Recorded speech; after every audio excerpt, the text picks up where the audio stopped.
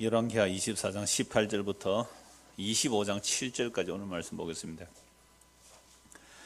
열왕기하 24장 18절에서 20절 말씀 함께 봉독합니다. 시드기야가 왕이 될 때에 나이가 21세라 예루살렘에서 11년간을 다스리니라. 그의 어머니의 이름은 하무다리요 림나인 예레미야의 딸이더라. 그가 여호야김의 모든 행위를 따라 여호와 보시기에 악을 행한지라.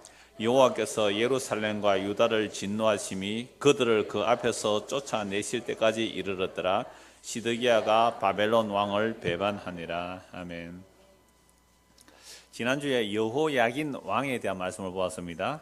여호야긴 다음으로 왕이 된 사람이 여호야긴의 숙부 마띠아예요. 그러니까 조카가 먼저 왕이 되고 삼촌이 나중에 왕이 되죠. 그래서 이 여호야긴의 삼촌 마띠아가 바벨론 왕에 의하여 왕으로 세워지고 이름이 뭐로 고쳐져요? 시드기야로. 그래서 유다의 마지막 왕이 누구예요? 시드기야예요. 그래서 여호야긴 다음에 여호야긴의 삼촌 이제 시드기야가 원래 이름이 마띠아인데 바벨론 왕이 이름을 고쳐버리니까 속국이 되었다는 뜻이죠. 그래서 시드기야가 유다의 마지막 왕이 되는 겁니다. 자, 그러면 유다 곧 이스라엘 백성들이 믿는 여호와 하나님은 왜 이렇게 멸망하는 유다를 그냥 보시고 계십니까? 망하지 않게 하면 안 돼요. 전능하신 여호와 하나님인데 왜 유다가 멸망하는데 그대로 멸망하게 하시는 겁니까? 그런데 우리가 지난주에 말씀을 보니까 여호야긴 때에 이미 유다가 멸망되면서 왕과 왕후와 수많은 귀족들과 능력 있는 자들을 포함해서 다 바벨론에 포로 잡혀갔어요. 그런데 그렇게 하면서 결론이 뭐였습니까? 말씀대로 되었더라. 포로로 잡혀갔는데 이게 말씀대로 되었더라고 하는 거죠. 그래서 말씀대로 포로로 잡혀갔더라. 지난 수요일도 아마 그런 말씀 보았죠. 하나님의 말씀대로 우리에게 이루어지는 것이 하나님의 말씀대로 우리에게 이루어지는 것이 이제 좋은 것이냐 나쁜 것이냐 물어봤을 때에 우리는 흔히 좋은 것만 생각하잖아요. 야, 그 사람에게 말씀이 임했더라. 하나님의 은혜를 받았더라. 그럼 뭔가 일이 형통하고 잘 되고 이럴 때 하나님 말씀대로 되었다면 이해가 되는데 나라가 망했어요. 왕이 바벨론 포로 잡혀갔어요. 그럼 우리가 말씀대로 되었다고 봐요? 말씀대로 안 됐다고 봐요? 말씀대로 되면 그러면 안 되잖아요. 실패하고 망하고 나라가 망하고 잡혀가면 말씀대로 안 되었다고 해야 되는데 그것도 뭐라고요? 말씀대로 되었다는 거예요. 그래서 유다의 멸망, 여호야긴, 시드기야 이런 왕들을 보면서 유다가 왜 멸망하는가?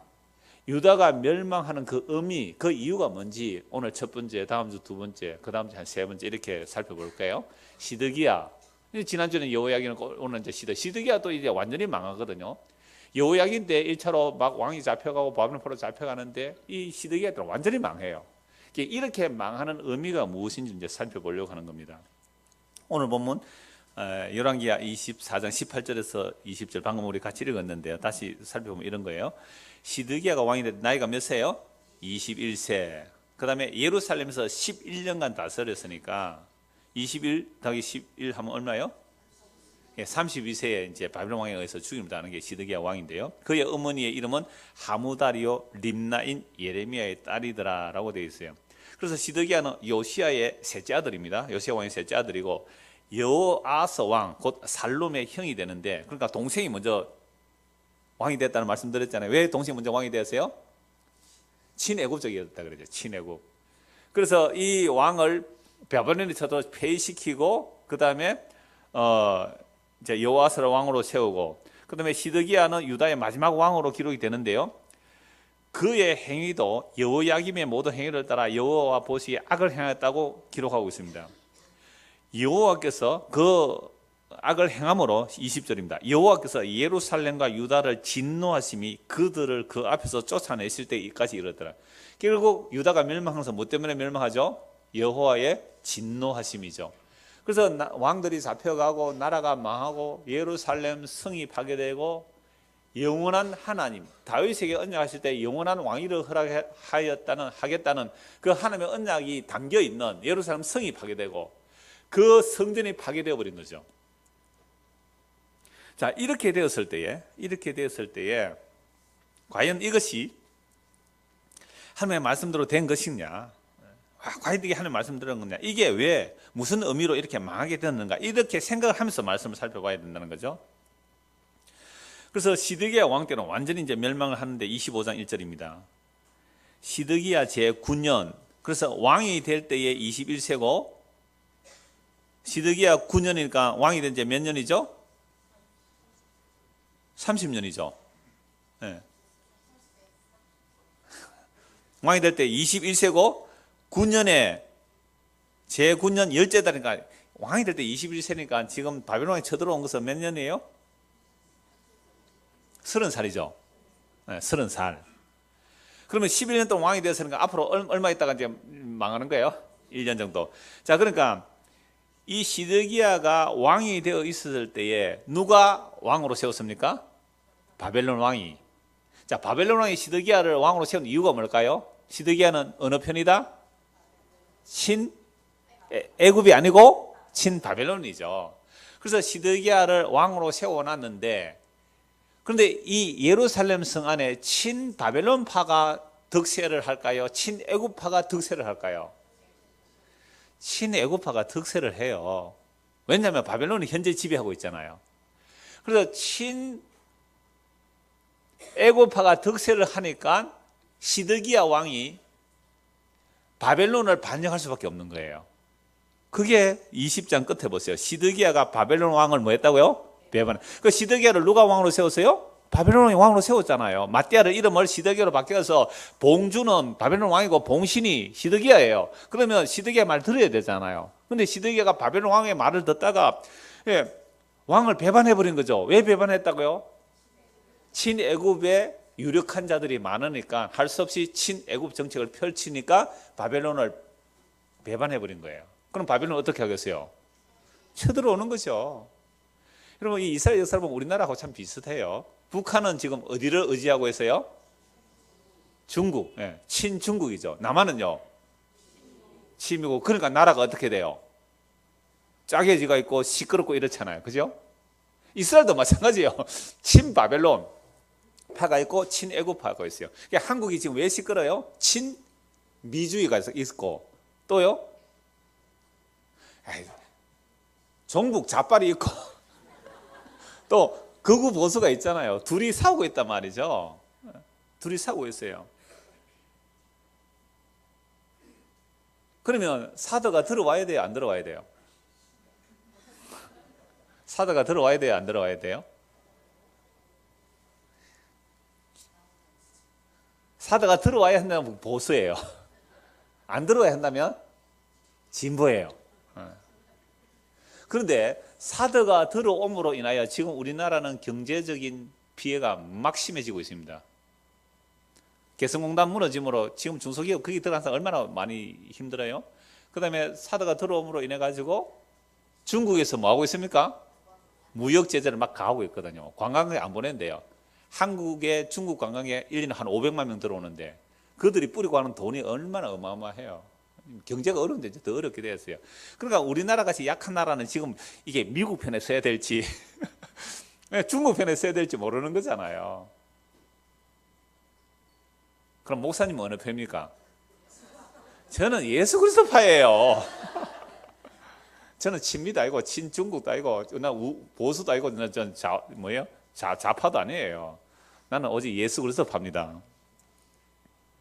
그래서 바벨론을 배신하니까 친애굽파가 득세하니까 바벨론 배반하니까 바벨론에 가만히 안 있는 거잖아요. 우리가 지금 남한이 예를 들어서 미국을 완전히 배신하고 우리 중국 편에 딱 선다 그러면 미국이 어떻게 하겠어요? 가만히 있겠어요? 쳐들어오겠죠. 근데 우리가 지금 중국하고 무역 굉장히 많이 하거든요. 근데 완전히 중국 딱 끝내버리고 미국 편에 선다는 표현을 지금 중국이 볼 때는 그런 거예요. 그죠? 중국이 볼 때는, 저 남한이 말이지, 사드를 넣는다. 그럼 우리를 위협한다. 라고 보기 때문에 중국이 무역 제재를 가하고 있는 거죠. 그래서 우리는 양 틈바구니에 있는 거죠. 그러면 다음 대통령 누구를 뽑아야 될까요? 뭐, 예수 믿는 사람 뽑아야 된다고요? 그래가 망한 나라가 이 나라입니다. 김영삼 대통령 뽑아놨더니 IMF 왔어요. 이명박 장로라고 대통령 뽑아놨더니 4대강 해가지고 지금 물 풀어내잖아요. 여러분, 강물은 고이면 썩습니다. 맞지요? 근데 그걸 4대강으로 강을 댐을 막았어요. 물 다 썩었습니다. 4대강 찬성하는 사람 여기 있을 거예요. 지금 강물 어떻게 해요? 풀어내고 있거든요. 다 썩어 있어요. 물은 흘려야 돼요. 그래서 옛날에 저 사랑의 교회 그 오정희 목사가 뭐 강물 얘기 한번 했잖아요. 그 4대강 찬성한 발언. 그런 발언 하면 안 돼요. 물론 잘못한 것에 대해서 선지적인 고발은 해야 마땅해요. 현재의 정치에 대해서도. 그러니까 제가 이런 말씀 드리는 이유는 지금 이스라엘 역사를 보면서 우리나라가 비춰볼 수 있단 말이죠. 그러니까 바벨론에 써야 되느냐, 애굽에 써야 되느냐. 그래서 그 안에 득세하는 친애굽 사람들 득세하니까 이 시드기야는 좀 유약해요. 그래서 할 수 없이 바벨론을 배신할 수밖에 없어요. 배신하니까 바벨론에 쳐들어온 거잖아요. 근데 예레미야 선지자는 뭐라고 말했어요? 바벨론에 항복해라. 바벨론 왕의 말을 따라 그것이 하나님의 뜻이다 해버렸어요. 이게 어떻게 선지자의 말이에요? 하나님 우리나라를 지켜주고 보호하셔서 저기 쳐들어왔다가 한 길로 쳐들어왔다 7길로 도망간다. 여러분 우리나라가 승승장구할 겁니다. 이래야 그게 하나님 선지자 안 같아요? 그런데 여러분 바벨론에 항복하십시오. 뭐 중국에 항복하십시오. 일본에 항복하십시오. 미국에 항복하십시오. 그러면 사람들은 뭐라 그러겠어요? 매국노라 안 그러겠어요? 그게 하나님의 뜻이라 그래요. 목사님 뭐 우자란 말입니까? 알아서 하십시오. 여러분의 정치 선택, 여러분 정치적 선택하는 것이고, 뭐 철학자들은 그런 말을 많이 했어요. 여러분들이 정치에 관심이 없고 투표를 안 하게 되면 가장 안 좋은 사람의 지배를 받게 될 것이다. 뭐 그렇게도 말을 했던데, 그건 사실은 진리가 아니죠. 성경에서 진리라는 것은 보수든 진보든 사실은 망한다 이렇게 나와야 돼요. 보수든 진보든 망해요. 민주주의든 공산주의든 자본주의든 사회주의든 결국 망하는 거예요, 세상은. 그래서 우리가 예수의 십자가 안에서 본다면 이것도 망했고 저것도 망했다고 봐야 돼요. 그리고 목사가 어떤 자기의 정치적 성향에 따라 막 보수적인 설교를 하는 것이 한국에 거의 90% 이상일 거예요.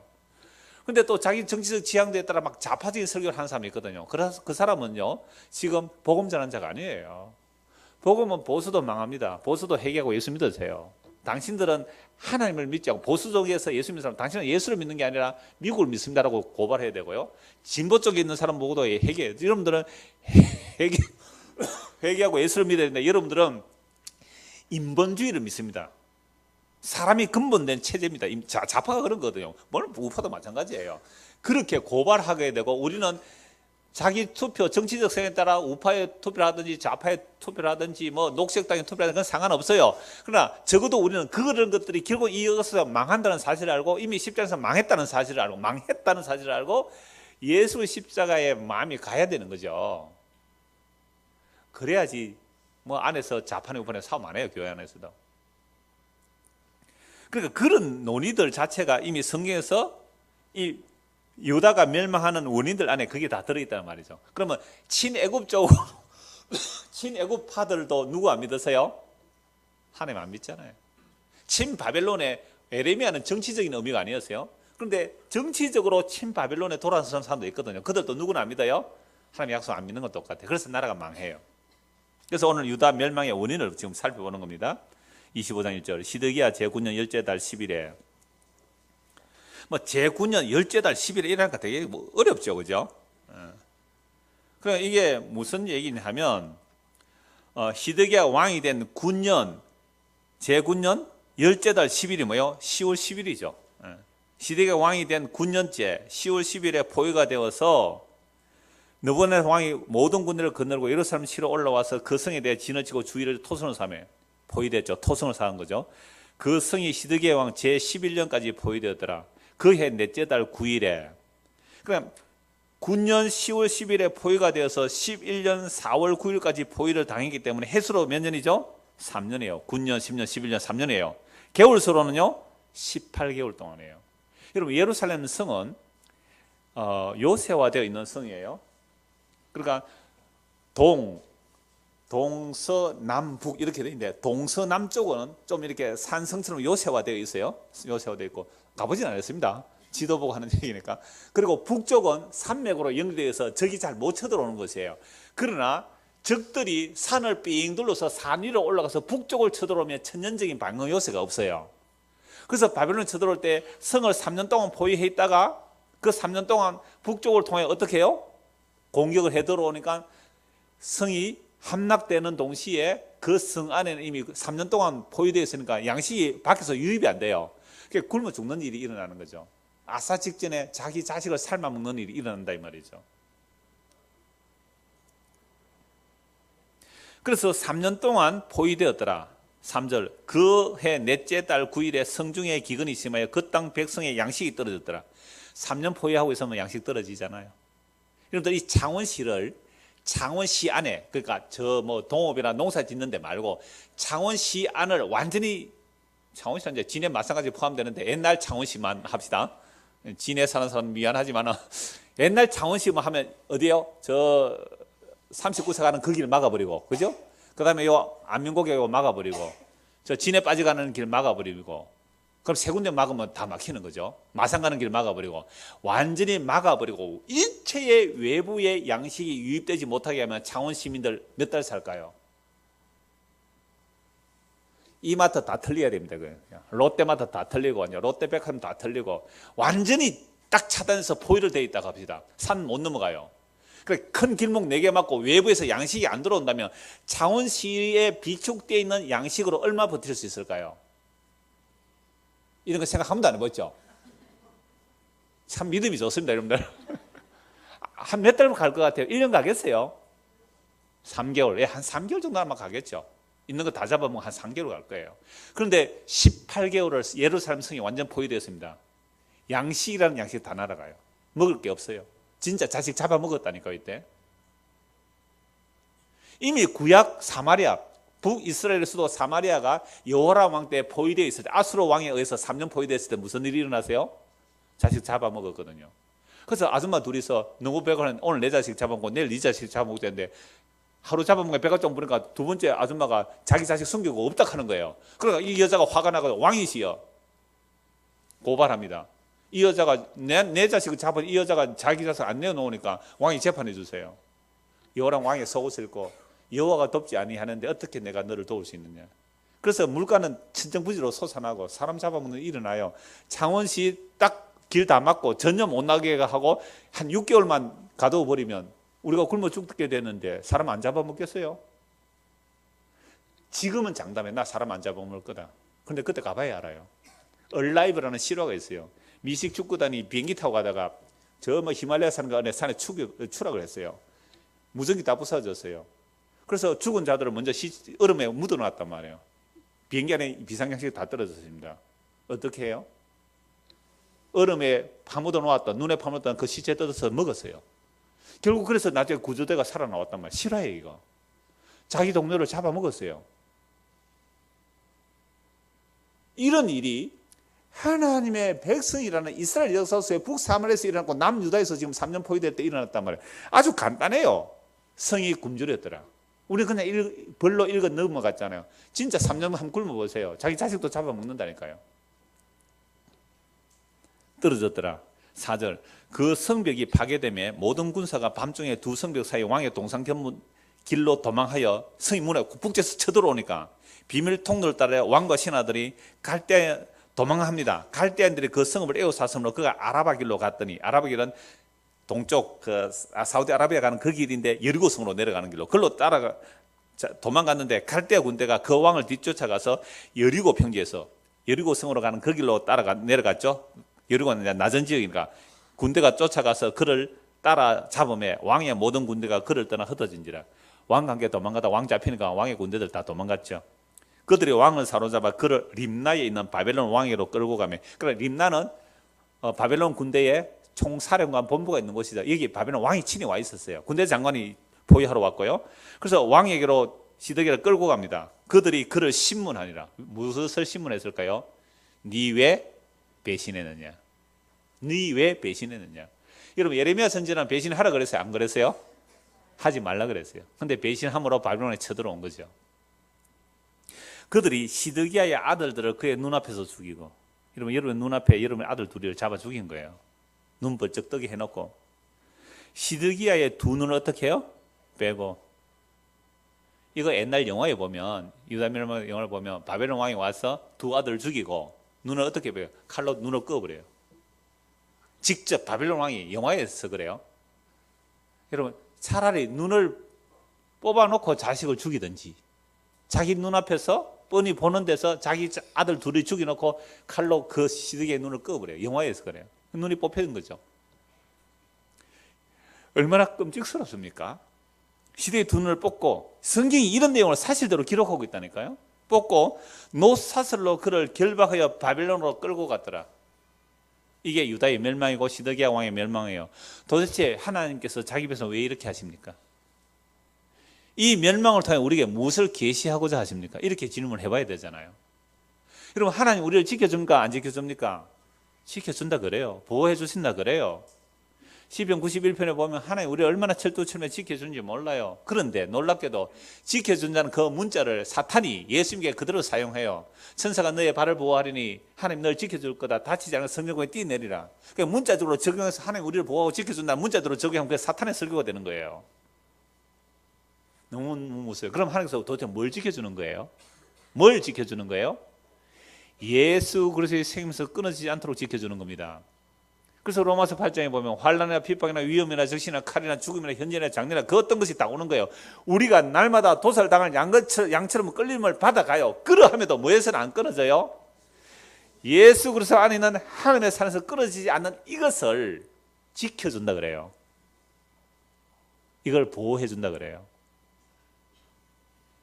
그러면 우리가 세상에 당하는 재난 당하는 거예요. 다른 사람이 당하는 재난을 내가 안 당했다고 그게 하나님 앞에 특권이거나 특혜를 받은 것처럼 하면 하나님을 없인 여기는 겁니다. 심은 대로 거두는 거예요. 육체를 위해서 심는 육체로부터 썩어지는 것을 거두고 성령을 위해서 심는 자는 성령으로부터 영원한 생명을 거둔다고 말씀했어요. 그래서 유다가 멸망했다니까요. 그러면 이 멸망한 이 뜻, 그 원인이 뭔지 이 말이죠. 무슨 왜 멸망케 하시느냐 이 말입니다. 여호와 하나님께서 이스라엘 백성들에게 선지자를 부지런히 보냈습니다. 언약을 배반하기 때문에 멸망하는데 그럴 때마다 선지자를 부지런히 보냈어요. 그러나 이스라엘 백성들이 여호와의 선지자들의 말을 안 들었습니다. 그 말은 뭐예요? 하나님의 말씀을 안 들은 거죠. 그래서 그 언약의 저주로 인하여 유다가 이렇게 멸망하는 겁니다. 죄를 지으면 심판받는 게 당연합니다. 그런데 그런 심판의 과정을 통하여 하나님의 언약이 그 사람에게 담기게 되면 그 사람이 언약 백성이에요. 근데 심판을 당하면서도 하나님 언약이 안 남기면 그게 버림받은 백성이다 이 말이죠. 여호와 하나님께서 다윗에게 언약하기를 너의 아들들이 죄를 범하면 사람 막대기와 인생 채찍을 가하기는 하겠지만 그 은총을 빼앗아 가지는 않겠다고 말씀했잖아요. 다윗 언약에. 그러니까 이스라엘 백성들이 멸망하면서 사로잡혀 갈 때에 잡혀가면서 회개한 왕이 누구였어요? 그 악한 왕 므낫세. 세상에 므낫세 때문에 유다가 망해요. 그런데 그 므낫세조차 아수르에 잡혀갔다가 돌아오면서 환난을 통하여 어떻게 알았어요? 하나님이 여호와인 줄 알았어요. 그전에는 하나님을 수도 없이 섬겼어요. 그런데 여호와만이 진짜 하나님을 알고 마음이 낮춰지고 믿었다 이렇게 나오는 거죠. 그러면 이게 므낫세가 그렇게 악을 행했지만 망해서 포로 잡혀가서 돌아오는 그 환난의 과정을 통하여 하나님이 누구신지 알고 제대로 믿게 되었다. 그러면 이 므낫세는 무슨 언약이 적용된 거예요? 다윗 언약이 적용된 거죠. 사람 막대기 인생 채찍을 통하여 하나님의 약속의 반열에 서게 된 자가 므낫세란 말이죠. 그러면 이 므낫세가요 구원받은 백성이 된다 이 말입니다. 그런데 하나님의 징계와 심판이 있음에도 불구하고 끝까지 회개 안 하는 자가 있을 수 있어요. 그런 자들은요 언약 밖의 백성으로 봐야 되는 겁니다. 그러니까 우리는 몰라요 아직 누가 누군지를. 그래서 우리 하나님의 말씀을 듣는데 하나님의 말씀은 오전의 말씀처럼 그냥 다독거려지고 위로하는 말씀이 아니라 말씀은 금이에요? 몽둥이에요? 칼이에요. 막 찌르고 째고 수술을 하는 거죠. 그러함을 통하여 자기 죄를 알고 회개하고 예수를 믿게 되면 언약 백성이에요. 그런데 뭘 그런 말만 주구장창하느냐. 싫어. 나는 안 들으려 하고 가면 언약 밖의 백성이에요. 그렇다고 원수같이는 대하지 말라 그랬거든요. 나중에 또 돌아올 수 있으니까. 성경에 나와요. 그들하고 인사도 하지 말라 그랬지만 원수같이는 대하지 말라. 우리도 은혜로 구원받았기 때문에 그냥 기다릴 뿐이죠. 그래서 돌아오면 환영하죠. 오케이, 환영합니다. 그런데 또 이러고 돌아서면 아니었단가 봐 하고 그냥 기다려야 되는 거죠. 그래서 심판을 통하여 하나님의 자기 백성을 구원하여 내시는 겁니다. 제가 이런 말씀을 드릴 때 어떤 분이 질문하셨어요. 목사님 그런 질문이 있습니다. 예수님을 믿지 않는데도 많은 고생을 하는 사람은 어떻게 됩니까? 라고 물었어요. 자, 심판을 통하여 환난을 통해 자기 백성을 구원해내시는데 하나님 구원받지 못하는 백성도 평생 고생만 하다가 예수도 못 믿고 죽는 사람 있어요, 없어요? 많습니다. 그럼 그런 사람은 어떻게 되느냐는 거예요. 여러분 어떻게 대답하시겠어요? 우리가 환난과 고난을 통하여 이 세상이 다가 아니고 약속의 세계가 눈이 떠져지고 예수를 믿게 되었다면 그 사람 참 복이에요. 근데 그렇게 예수 못 믿고 평생 고생하다가 죽어버린 사람 있잖아요. 어떻게 말씀해 주실래요? 제가 이렇게 답을 했습니다. 물론 그런 과정, 즉 고난의 과정을 통해 예수를 믿게 된다면 그 고난조차도 하나님의 사랑이지만 그렇지 않고 결국 예수를 믿지 않고 죽으면 그런 고생은 무엇이냐고 저한테 물어왔거든요. 자, 제가 이런 답을 했습니다. 모든 사람이 죄를 범하였기에 모두가 그렇게 고생을 하다가 영원한 사망에 이르는 것이 마땅합니다. 마땅해요. 근데 죄의 삭은 사망이잖아요. 죄의 결과로 벌받고 그렇게 고생하다가 죽는 것이 지극히 당연합니다. 이게 정리가 안 되면 여러분들도 이런 원망이, 나 하나님 믿고 그동안 열심히 하나님 섬겼는데 나에게 왜 이렇게 고난이 오는가 원망하게 돼 있다니까요. 자, 그러므로 하나님의 택한 백성은 이런 심판의 과정을 통하여 회개하고 주의 약속을 바라보게 됩니다. 그런데 심판을 받든지 안 받든지 간에 주님의 언약에 상관없이 평생을 그렇게 살다가 가는 자들이라면 이들은 약속 밖의 사람이에요. 그래서 오늘 본문의 유다의 멸망을 통하여 도대체 무슨 의미를 담고 있느냐? 이 예루살렘의 멸망할 때 가장 가까이서 생생하게 목격한 사람, 그리고 가장 많은 기록을 남긴 사람이 누구예요? 예레미야 선지자예요. 다른 에스겔 선지자도 있어요. 바빌론 포로 잡혀가면서 다른 선지자도 있어요. 그러나 예레미야가 가장 생생하게 가장 많은 내용을 예레미야 전체에 기록했어요. 그래서 오늘은 예레미야 2장 3장을 통해서 이 유다 멸망의 의미를 살펴보려고 합니다. 예레미야 예가 2장을 보십시오.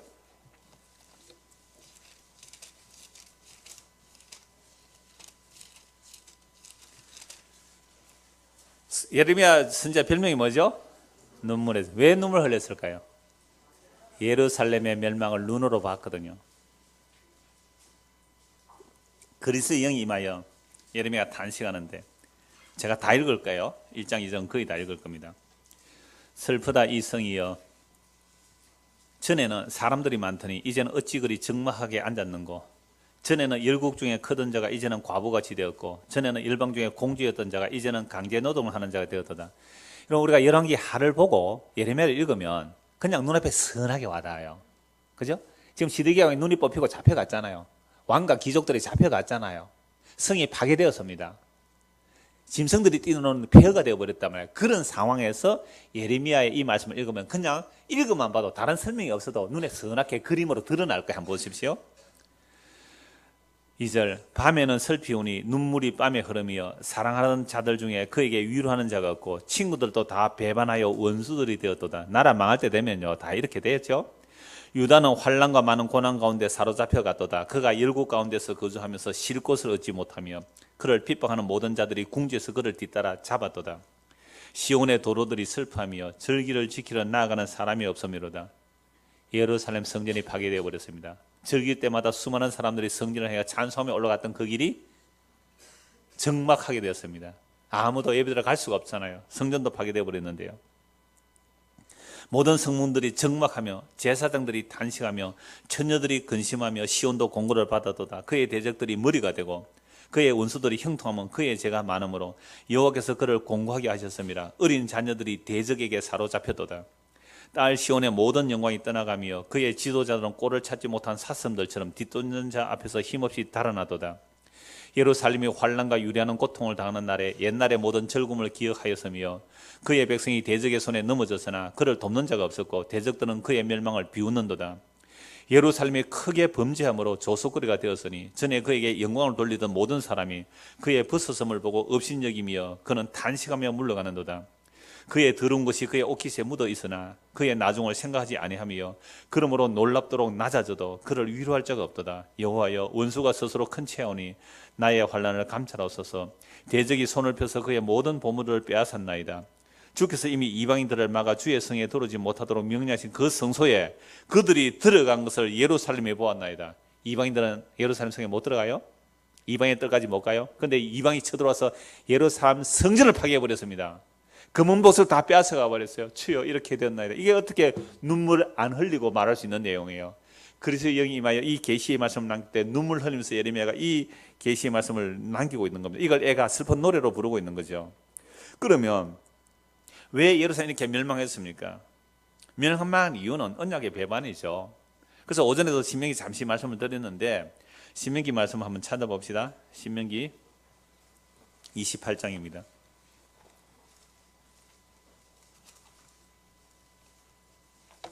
1절 한번 보시죠. 내가 내 하나님 여호와의 말씀을 삼가 듣고 내가 오늘 네게 명령하는 그의 모든 명령을 지켜 행하면 어떻게 하면요? 여호와 하나님께서 너에게 명령하는 그의 모든 한두 가지 아니죠. 모든 명령을 지켜 행하면 네 하나님 여호와께서 너를 세계 모든 민족에 뛰어나게 하실 것이라. 그래서 들어가도 복을 받고 나가도 복을 받고 온갖 복을 다 받는다는 쭉 말씀을 하시고 14절 내가 오늘 너희에게 명령하는 그 말씀을 떠나 자로나 우로나 치우치지 아니하고 다른 신들을 따라 섬기지 아니하면 이와 같으리라. 어떻게 하면요? 모든 명령을 다 지켜 행하면 복을 받는다. 그러나 15절 네가 만일 네 하나님 여호와의 말씀을 순종하지 아니하여 내가 오늘 네게 명령하는 그의 모든 명령과 규례를 지켜 행하지 아니하면 이 모든 저주가 네게 임하여 이를 것이니 들어가도 나가도 복을 받는다. 들어가 나가도 저주를 받는다. 성이 저주, 떡가루 반조, 자식도 저주를 받는다 하면서 무려 저주가 복의 3배, 4배가 되는 68절까지 저주의 내용이에요. 그렇다면 우리가 하나님의 명령을 100% 지키지 못하면 우리는 뭐밖에 못 받아요? 저주를 받아요. 그러면 유다, 이스라엘 백성들이 율법을 받은 이스라엘 백성들이 하나님의 말씀을 지킬 수 있습니까? 못 지킵니까? 못 지켜요. 그 결과 유다가 어떻게 해요? 망했다. 그러면 유다가 망했다는 이 말은 뭐예요? 율법을 지킬 수 없다. 그럼 율법을 지킬 수 없기 때문에 유다는 멸망을 당하는 것이 율법의 저주 안에 다 들어있어요. 신명기 28장 52절 보십시오. 그들이 전국에서 내 모든 성읍을 에워싸고 보세요. 지금 어디에 포위가 됐어요? 바벨론에서 포위가 됐으니까 신명기 28장 52절 말씀이 성취가 되죠. 유다 멸망 이후에 이 말씀의 성취가 되는 거잖아요. 전국에서 네 모든 성읍을 에워싸고 네가 의뢰하는 높고 견고한 성벽을 다 헐며 네 하나님 여호와께서 내게 주시는 땅의 모든 성읍에서 너를 에워싸리니 예루살렘 성 무너지죠? 포위되었죠? 이미 율법에서 이 말씀 다 해놓았잖아요. 이걸 가지고 또 신신학자들은 뭐라고 말하냐면 이건 바벨론 포로에서 돌아오고 나서 기록한 거다 이렇게 말해요. 어떤 하나님의 말씀을 안 믿으려고 하면 뭐 얼마든지 그렇게 할 수 있는 거죠. 네가 적군에게 에워싸이고 맹렬한 공격을 받아 곤란을 당함으로 네 하나님 여호와께서 내게 주신 자녀 곧 내 몸의 소생의 살을 먹을 것이라. 이미 북이스라엘 엘리사가 선지자 노릇할 때에 사마리아 성 여호람 왕 때에 아수르가 쳐들어와서 3년 동안 포위됐을 때에 그 성 안에서 아이를 잡아먹었어요. 54절 너희 중에 온유하고 연약한 남자까지도 그의 형제와 그의 품의 아내와 그의 남은 자녀를 미운 눈으로 바라보면 진짜로 착한 남자 있었잖아요. 법 없어도 삶은 그런 착한 남자도 자기 식구들이 뺏어먹을까 싶어서 지 자식 혼자 몰래 가서 잡아먹었다 이 말입니다. 이게 성경의 기록이에요. 언약을 어기면 이렇게 된다고 했고 언약을 어긴 결과 실제로 북이스라엘 사마리아 이렇게 아이를 잡아먹고 남유다 오늘 말씀 본문에도 잡아먹은 일이 일어난 거예요. 자기가 먹는 그 자녀의 살을 그중 누구에게도 주지 아니하리니 이는 네 적군이 네 모든 성읍을 에워싸고 맹렬히 너를 쳐서 곤란하게 함으로 아무것도 그에게 남음이 없는 까닭일 것이며 또 너희 중에 온유하고 연약한 부녀 곧 온유하고 연약하여 자기 발바닥으로 땅을 밟아보지도 아니하던 자 어떤 자게요? 어려서부터 완전 금숟가락으로 태어났어요. 금수저 물고 태어났어요. 자기 발바닥으로 땅도 한번 안 밟아보곤 공주 중에 공주예요. 이런 자도 어떻게 한다고요? 자기 품의 남편과 자기 자녀를 미운 눈으로 바라보며 자기 다리 사이에 나온 태와 자기가 낳은 어린 자식을 남몰래 먹으리니 이는 네 적군이 네 생명을 에워싸고 맹렬히 있어서 곤란하게 함으로 아무것도 얻지 못함이라. 여러분 신명기 28장 제대로 보셨나요? 우리가 여호와의 말씀을 하나라도 어기면 이런 저주를 받는데요. 그런데도 어느 날 강단에서 모세의 자리에 앉아서 이런 말씀을 지키면 복 받는다고 얘기한다면 이게 저주 아래 넣는 거예요? 정말로 복 안에 넣는 거예요? 너무너무 무슨 말씀 아니에요? 율법의 저주에서 우리를 속량하시기 위해서 예수 그리스도 십자가를 지셨는데 예수 십자가의 완성을 얘기하지 않고 다시 율법의 전문을 전한다면 이게 율법의 저주예요. 그래서 율법 전문은 죽이는 것이고 영은 살린다 그랬잖아요. 그런데 우리는 선악과 따먹고 나니까 율법이 너무 좋아요. 뭘 하라 하지 말라 딱딱 찍어주면 얼마나 설교가 쉬워요. 알아서 하십시오. 믿음대로 하세요. 받은 은혜대로 사세요. 성령의 인도를 따라 사세요. 그렇게 살아본 적이 없는 거예요. 성령의 인도를 따라 믿음으로 사는 게 뭔지를 모르는 거예요. 그러니까 법으로 꾹꾹 찍어줘야 돼요. 그래도 목사님 이렇게 가르쳐 주세요. 당신은 그리스도의 사람이 아닙니다. 이렇게 말해야 돼요. 그래서 전부 법으려고 해요. 법으려고 해요. 웃자면 좋겠습니까? 웃자면 좋겠습니까? 그러니까 여러분들이 율법의 조문, 즉 모세의 자리에 앉은 자를 원하기 때문에 그런 수요가 있으니까 모세의 자리에 앉아서 율법 조문처럼 전해주는 그런 공급이 일어나는 거예요. 같이 망하는 거죠. 이 사탄이 이 세상을 속이고 있는 거예요. 우리의 눈을 속이고 있는 겁니다. 신명기 28장만 제대로 보십시오. 우리는 하나님의 말씀을 지켜서 복받으려 하면 저주밖에 못 받게 돼 있단 말이에요. 그래서 유다가 명하여 이렇게 꼭 기록된 대로 망하잖아요. 예레미야 애가 2장 다시 보십시오.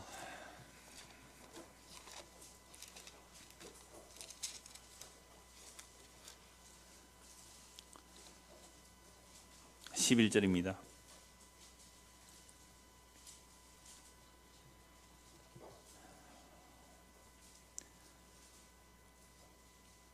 내 눈이 눈물에 상하며 내 창자가 끊어지며 내 간이 땅에 쏟아졌으니 이는 딸 내 백성이 패망하여 어린 자녀와 젖먹는 아이들이 길거리에 기절함이로다.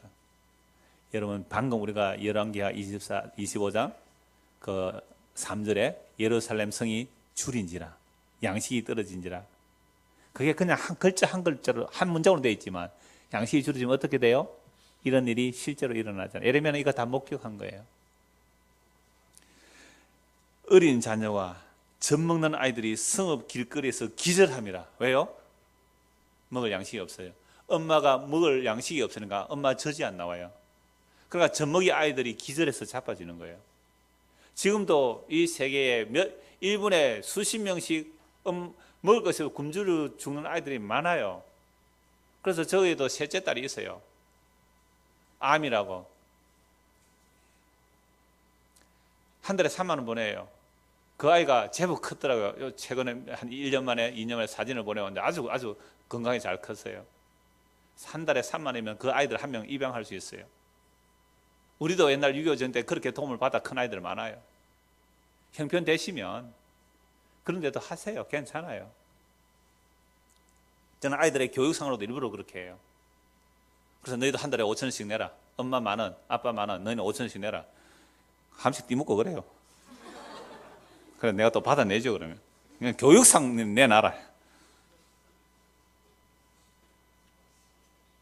그렇게 아이들에게 그 편지 하나 오는 거, 월드비전 이런 데 많이 해요. 그 편지 하나 오는 것을 아이들에게 보여주세요.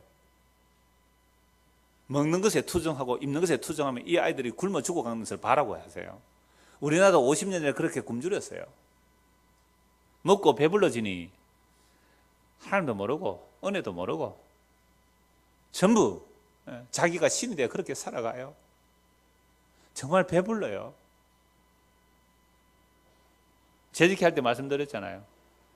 모둠떡이 진립니까? 걱정이에요. 어떤 분이 저에게 목사님, 우리 집사님 병원에 가서 제가 시험을 했더니 우리가 이렇게 부주를 하잖아요. 그래서 떡을 하고 싶다 그래요. 좀 기다리십시오. 지금 3주 연속 떡을 먹어 지금 물립니다. 몇 주 있다가 제가 말씀드릴게요. 이스라엘 백성들이 만나가 부족하다고 광야에서 불평했을 때 뭐가 내렸어요? 메추라기가 내렸어요. 그런데 그 고기를 얼마나 많이 먹었던지 입에 물릴 정도로 그 메추라기가 이 사이에 씹히기 전에 하나님이 전염병이 왔습니다. 탐심의 전염, 기보롯 핫다아와 탐심의 무덤이에요. 탐욕의 무덤이에요. 너무 잘 먹어요. 우리가 너무 잘 입어요. 아이들이 먹을 것 보면요, 그냥 맛없으면 쓰레기통에 버립니다. 뭐가 부족해요? 정말 굶어 보셨나요? 정말 먹을 것이 없어서 떼거리 없어서 굶어 보신 적이 있나요? 너무 배부른 시대예요.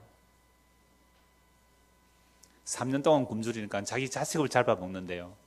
저는 이 말씀을 볼 때마다 오늘 우리의 부모들이 자기의 자녀를 이렇게 잡아먹고 있다고 봐요.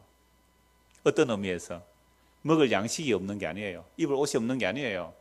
하나님의 말씀을 듣지 못한 기갈 속에 자기 자식을 잡아먹고 있는 거예요. 자본주의에 자기 자식을 잡아먹고 있는 거예요. 그래서 교회에서조차 어떤 애가 인류대에 갔더래. 어떤 아이가 좋은 대기업에 취직했더래. 그러면 잘했다 그래요. 잘했다 그러고 부러워하고 칭찬하고 그래야 안 그래요?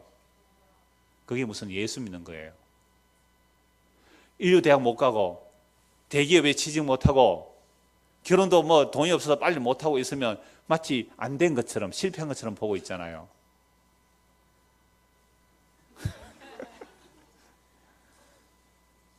눈이 높아서 그래요, 그건. 왜 교회에서조차 그렇게 봐요? 예루살렘이 왜 망해요? 생수의 근원인 여호와 하나님을 버린 것과 스스로 웅덩이를 판 거예요. 여호와 하나님을 버리니까 생수의 근원을 버리니까 스스로 웅덩이를 팠는데 그 웅덩이가 터진 웅덩이라서 물을 저축하지 못할 웅덩이에요. 그런데 우리는 그 터진 웅덩이를 믿고 사는 거 아닙니까? 그러니까 우리가 터진 웅덩이인데 터진 줄 모르고 살아가죠. 채워도 끝이 없는 게 터진 웅덩이에요. 그러면 하나님 자기 백성을 그렇다면 어떻게 할까요? 하나님께서 몽둥이 들어가서 도끼 들어가서 쇠뭉치 들어가서 그 사는 거 부숴버려야 되잖아요. 그게 유다의 멸망이에요. 그게 유다의 멸망이라. 유다의 멸망 이유가 있어요. 너는 도대체 숨쉴 구멍에서만 나를 바라보지 않구나. 그래서 유다를 멸망시켜 버립니다. 이게 유다 멸망의 원인이에요. 유다 멸망의 이유예요. 하나님의 자기 백성에게 유다를 신실하게 징계하시므로 멸망시켜 버리는 거죠. 멸망당해서 포로 잡혀가면서 내가 뭘 의지했던 거? 바벨론을 의지했구나. 애굽을 의지했구나. 아수를 의지했구나. 미국을 의지했구나. 중국을 의지했구나. 일본을 의지했구나. 다 무너뜨려야 돼요. 그래서 믿음의 주 온전케 하여 예수 그리스도를 바라보게 하는 그 과정이 환난인데 이 고서를 하나님은 사랑이다 그래요. 그런데 이걸 사랑으로 받아들이고 그 과정을 통하여 예수 그리스도의 약속에 참여된 자는 복 받은 거고, 그런데 평생 고생하다 그것도 없이 죽으면 당연한 거고 그래요. 다시요. 11절, 예레미야 2장 11절. 내 눈이 눈물에 상하며 내 창자가 끊어지며 내 간이 땅에 쏟아졌으니 이는 딸 내 백성이 패망하며 어린 자녀와 젖먹는 아이들이 성읍 길거리에서 기절하미로다. 여러분, 대한민국 지금 시끌시끌해서 전쟁이 일어날 수도 있을 거 아니에요, 그죠? 그래서 어떤 사람들은 기도한다는 사람들이 대한민국에 전쟁이 일어난다고 작년에 몇 번이나 예언을 했어요. 그래서 미국에 어떤 여자라는 사람이 오가 서울에 광화문거리에서 전쟁이 일어난다고 예언해가지고 실제 그 사람 말 듣고 필리핀인가 몇십 명이 이사 갔다니까요. 그래서 그 전쟁이 5월 달에 일어나면 3개월 달에 전쟁 끝나니까 3개월 지나고 오라 그래가지고 3개월 동안 피난가 있었어요. 실제로 있었어요, 이게.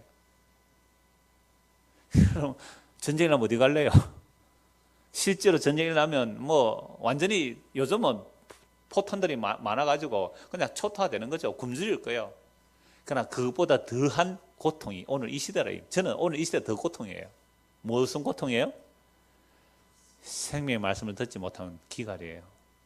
먹고 배불러요. 지금 우리가 다 먹고 배불러요. 생명의 말씀을 듣지 못한 그 기갈에는 관심이 없어요. 그래서 아모스 선지자 하나님께서 기근을 보낸다 그랬잖아요. 먹을 양식이 없어서 줄임이 아니고 마실 물이 없어 가람이 아니라 하나님의 말씀을 듣지 못한 기갈이라고요. 저는 오늘 이 시대가 예루살렘의 멸망하는 유다의 멸망, 진짜 먹을 것 없어서 굶주려 죽은 그 상황이 오늘 이 대한민국의 이 자유, 이 풍성함, 물질의 풍성함, 온 교회가 넘쳐나는 이 상황이 저는 예루살렘 유다가 멸망하는 그 상황과 같이 겹쳐 보여요. 나를 보고 여러분을 보고 한국 교회를 볼 때 유다의 멸망한 모습과 같아요. 아이들이 굶어서 먹을 것이 없어서 기진해서 쓰러지는데, 먹을 양식이 없어서 기진해서 쓰러지는데 그 아이들에게, 그 굶어 죽고 가는 자들에게 생명의 양식을 공급할 그 내용들이 없으니까. 12절입니다. 예레미야 2장 12절. 그들이 성읍 길거리에서 상한 자처럼 기절하여 그의 어머니들의 품에서 혼이 떠날 때에 엄마 품에 안겨서 아이가 숨을 거둡니다. 뭐가 없어서요? 먹을 것이 없어서. 아이들 3명 두시고 저 안에 계시네요. 4명 두신 분들 잘 들으십시오. 그 아이들이 정말 먹을 양식이 없어서 엄마 품에서 숨이 깔딱깔딱 넘어가는 그 죽어가는 아이를 품에 안는 그 어머니의 심정으로 우리 아이가 생명의 말씀이 없으면 그냥 죽는 게 문제가 아니에요. 예수님의 생명이 들어와서 죽으면 괜찮아요. 예수 그리스도의 생명이 없이 죽어가는 그것을 안타까워하지 아니하고 그저 잘 먹고 잘 입히는 그것이 복인 줄 알고 생각했다면 유다 멸망보다 더한 저주를 우리가 지금 받고 있다는 거예요. 이 풍요한 자본주의 사회 속에서. 어머니들의 품에서 혼이 떠날 때에 어머니들에게 이르기를 곡식과 포도주가 어디 있느냐 하도다. 딸 예루살렘이여, 내가 무엇으로 네게 증하며 무엇으로 네게 비유할까? 처녀딸 시온이여, 내가 무엇으로 네게 비교하여 너를 위로할까? 너의 파괴됨이 바다같이 크니 누가 너를 고쳐줄 소냐? 네 선지자들이 네게 대하여 헛되고 어리석은 묵시를 보았으므로 네 죄악을 드러내어서 네가 사로잡힌 것을 돌이키지 못하였도다. 그들이 거짓 경고와 미혹해 할 것만 보았도다. 누구 때문에 이렇게 되었어요? 거짓 선지자들이. 바벨론 쳐들어오지 않는다고, 우리나라는 하나님이 지켜주시니까 망하지 않는다고, 이렇게 1000만이 넘는 예수 믿는 자들이 있고 이렇게 예배당들이 많고 이렇게 주일마다 부르짖으니 하나님이 우리를 지켜준다고. 제가 오늘 아침에도 그런 설교를 들었어요. 북한과 남한이 전쟁을 해도 절대로 북한이 이기지 못합니다. 북한이 전쟁을 일으키면 그건 멸망이 됩니다. 왜요? 남한에는 1000만의 예수 믿는 사람이 기도하고 있습니다. 그럴까요? 그렇게 해서 정말 전쟁에서 우리가 이겼다고 승리했다고 합시다. 그럼 우리가 더 부유해질 거예요. 그죠? 그러면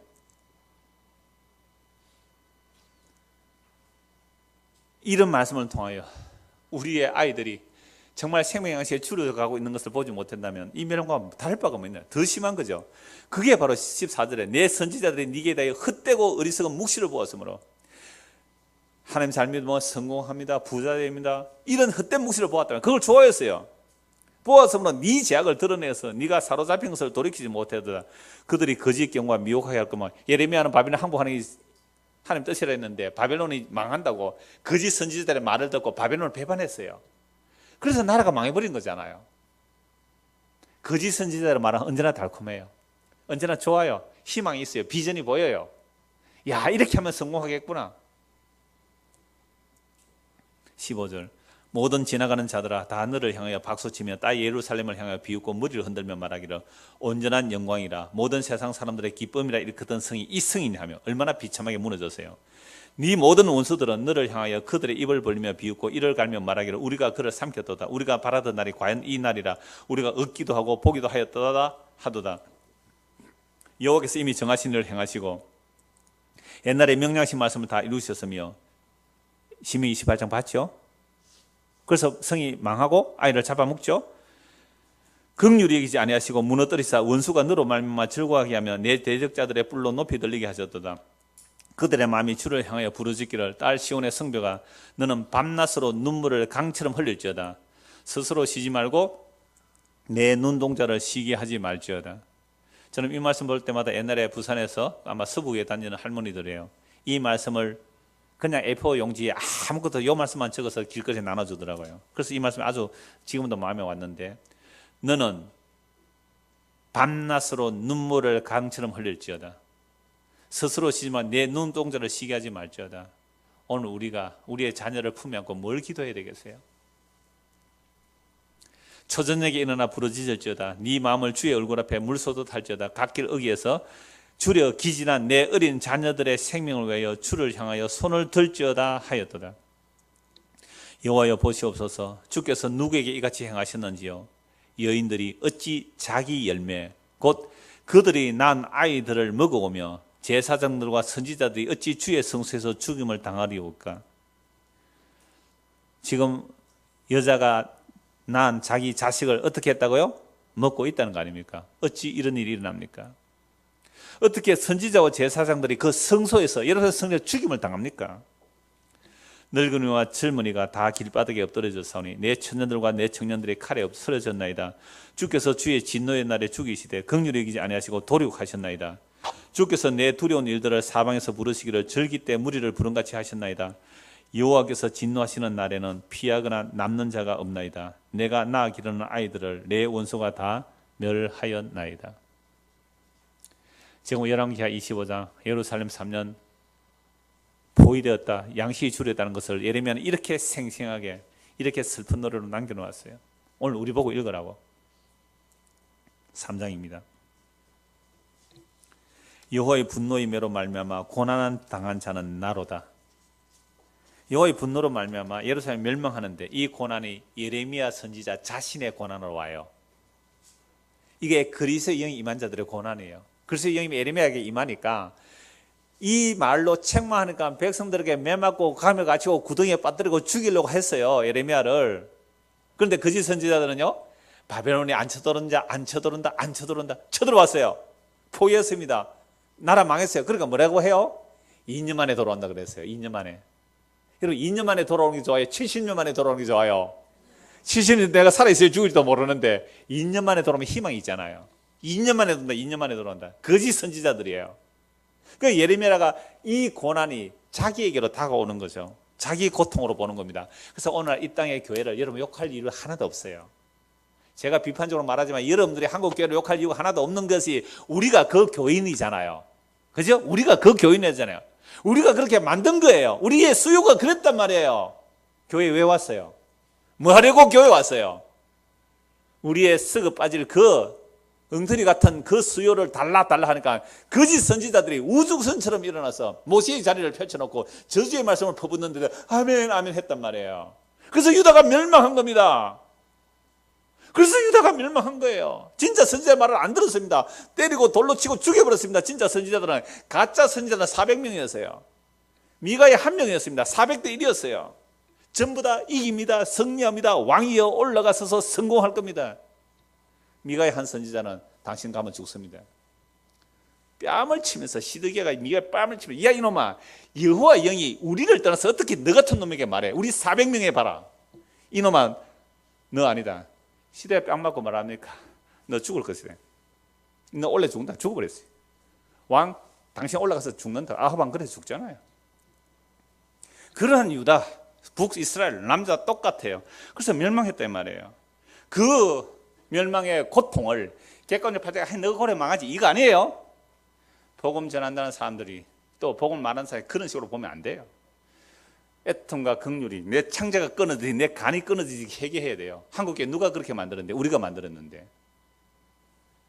그래서 이 고통이 예레미야 자기의 고통이 되는 거예요. 여호와의 분노의 매로 말미암아 고난당한 자는 나로다. 이게 그리스도의 영이 임했을 때 날 속에 그리스도의 고난이에요. 이게 그리스도의 고난. 그리스도가 이 땅에 오셔서 우셨잖아요.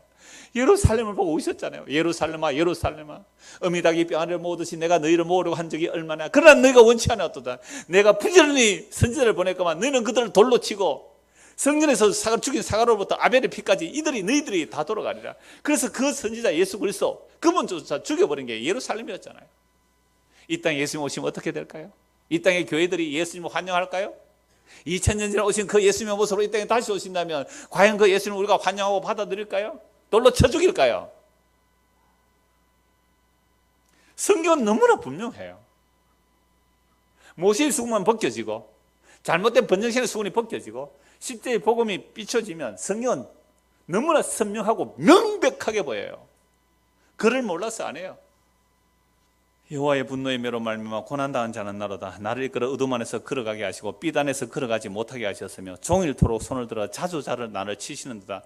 나의 살과 가죽을 세하게 하시며 나의 뼈들을 꺾으셨고 고통과 수고로 쌓아 나를 애우셨으며 나를 어둠 속에 살게 하시기를 죽은 지 오랜 자 같게 하셨도다. 나를 둘러싸서 나가지 못하게 하시고 얼마나 자주 갇혔어요. 예레미야가 내 사슬을 무겁게 하셨으며 내가 부러지져 도움을 구하나 내 기도를 물리치시며 다듬은 돌을 쌓아 내 길들을 막으사 내 길들을 굳게 하셨도다. 그는 내게 대하여 엎드려 기다리는 곰과 은밀한 곳에 있는 사자 같았사.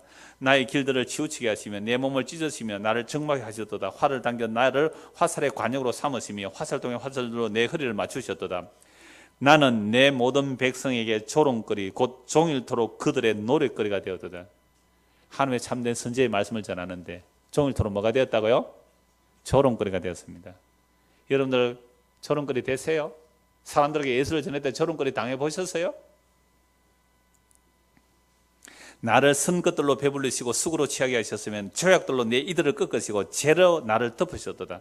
주께서 내 심령이 평강에서 멀리 떠나게 하시니 내가 복을 내어 버리셨으며 스스로 이르기를 나의 힘과 여호와께 대한 내 소망이 끊어졌다 하였도다. 예루살렘 멸망을 보면서 자기가 그 예루살렘 멸망의 끊어짐이 완전히 동화된 거예요. 예루살렘 멸망이 자기의 멸망으로 동화된 예레미야 선지자예요. 내 힘이 끊어졌고 여호와께 대한 내 소망이 끊어졌다. 유다의 멸망의 의미예요. 19절 내 고초와 재난 곧 숙과 담접을 기억하소서. 고초, 재난, 숙, 담접 어떠한 상황인지 아시겠죠? 예루살렘 유다가 멸망하는 거예요. 그 안에 내가 같이 멸망하는 거예요. 우리의 자녀들이 굶어 죽었습니다. 잡혀 먹었어요. 바빌론 군대에서 매침을 당했습니다. 내 사랑하는 자들이 빼앗겨 갔습니다. 내 눈앞에서 내 사랑하는 자가 강간당했어요. 끌려갔어요. 그 어마어마한 유다의 멸망을 예레미야서는 이렇게 생생히 남겨두고 있는 겁니다. 내 마음이 그것을 기억하고 내가 낙심이 되오나 이것을 내가 내 마음에 담아두었더니 고초, 재난, 쑥, 담점 정말 낙심되는 거예요.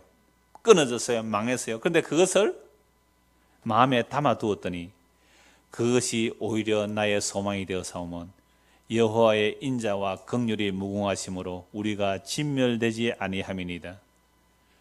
완전히 망하고 나서 무엇을 알았어요?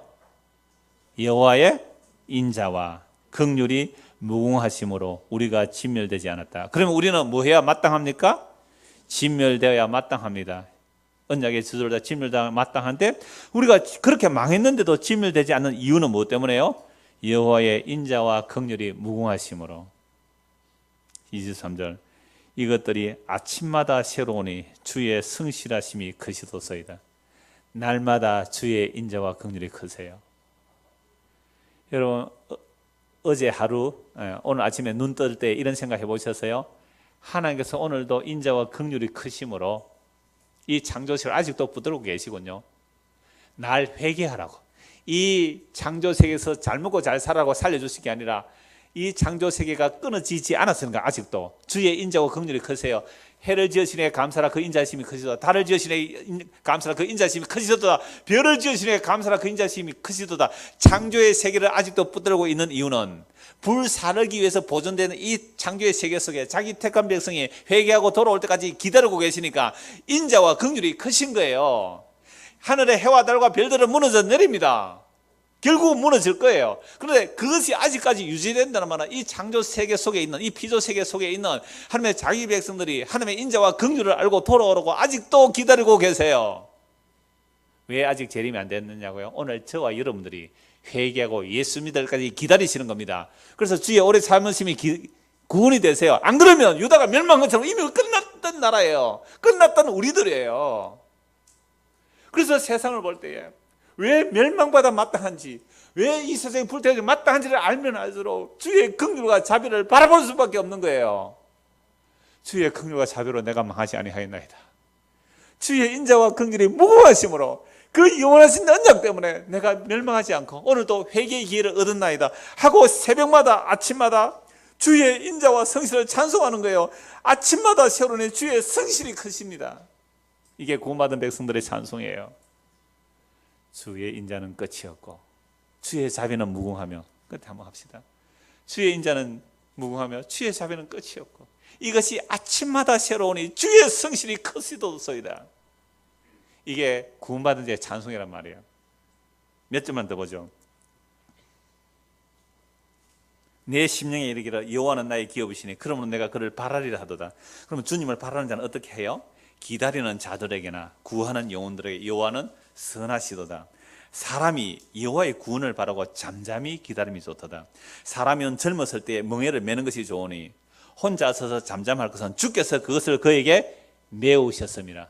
아시겠어요? 젊은 우리 20대 아주머니들, 20대 모르 30대 아주머니들, 40대 아주머니들, 50대 되면 이제 어느 정도 이제 감이 잡힐 거고 아직도 정신 못 차린 50대 아주머니들까지 아시겠어요? 우리에게 뭘 매게 했다고요? 멍에를 매게 하신 거예요. 왜 멍에를 매게 했어요? 멍에를 맸기 때문에 그대의 입을 땅에 티끌에 대지어다. 혹시 소망했을지, 나는 땅에 티끌이구나. 나 땅에 티끌 맞구나. 그 멍에를 통해 땅에 티끌 입을 대란 말이에요. 나 땅에 티끌 맞구나. 너는 흑인이 흑으로 돌아가야 되는 마땅하구나. 땅에 밟혀야 되구나. 그죠? 땅에 티끌에 입을 대. 혹시, 그런데 다 구원받아 주는 거 아닙니다. 혹시나 소망이 있을 것이라. 너 어디서 왔는데? 너 흑이잖아. 흙덩어리잖아. 똥덩어리잖아. 분토잖아. 그거 알게 되는 거예요. 그런 나에게 주의 인자와 긍휼이 무궁하셔서 예수의 생명으로 나를 살려주신다는 얘기가 유다의 멸망 속에 담겨있는 의미예요. 예루살렘 멸망에 있는 의미예요. 그래서 30절, 자기를 치는 자에게 어떻게 하라고요? 뺨을 돌려대어 남 뺨을 치고 말지. 자기를 치는 자에게 뺨을 돌려대어 치욕으로 배를 불려라. 이는 주께서 영원하도록 버리지 아니하실 것이며 그가 비록 근심하게 하시나 그의 풍부한 인자심에 따라 긍휼히 이길 것이라. 주께서 인생으로 고생하게 하시느며 근심하게 하시면 본심이 아니로다. 이게 무슨 말씀이에요? 지금 고난과 근심을 하는 것은 그 일을 통하여 뭘 하시기 위해서? 주의 인자와 긍휼을 알게 하기 위해서 땅에 입술을 대라는 거예요. 그것이 바로 하나님의 영원한 생명에 이르는 길이라는 것을 예레미야 선지자가 이렇게 탄식하고 있는 겁니다. 그래서 오늘 유다의 멸망 첫 번째를 살펴보면서 왜 멸망하는가? 근데 멸망이 끝이 아니더라는 거죠. 그 멸망을 통해 뭘 알아요? 주의 인자와 긍휼에만 의지하는, 정말로 자기 입을 땅에 대는, 땅에 티끌을 말고 주의 인자와 긍휼과 그 성실하심만 의지하는, 그 주의 긍휼과 인자와 성실하심이 어디에서 다 나타난 거예요? 예수의 십자가란 말이에요. 그래서 그 십자가를 통하여 이것이 심판과 구원이 있는 하나님의 사랑이구나 알고 그 길을 가는 자들, 이 길을 그래서 쫓고 협착하다 그래요. 왜? 많은 사람이 찾지 않기 때문에. 그러나 이 쫓고 협착한 이 길만이 영원한 생명의 길임을 알고 가는 저와 여러분 되기를 소원합니다. 기도하겠습니다. 하나님 아버지, 유다가 멸망할 때에 일어난 그 상황을 그리스도에 임한 예레미야 선지자는 이렇게 생생하게 보고하고 있습니다. 하나님 아버지, 우리가 이 땅에 살아가면서 우리가 믿던 바들이 끊어지고 내가 의지하는 것들이 무너져 내릴 때에 단식하지 말게 하시고 오히려 그러한 일을 통하여 영원한 생명을 주시고자 하는 하나님의 인자와 그 긍휼과 자비의 성실하심을 알고 믿을 수 있도록 은혜를 베풀어 주시옵소서. 예수 그리스도를 받들어 기도드리옵나이다. 아멘.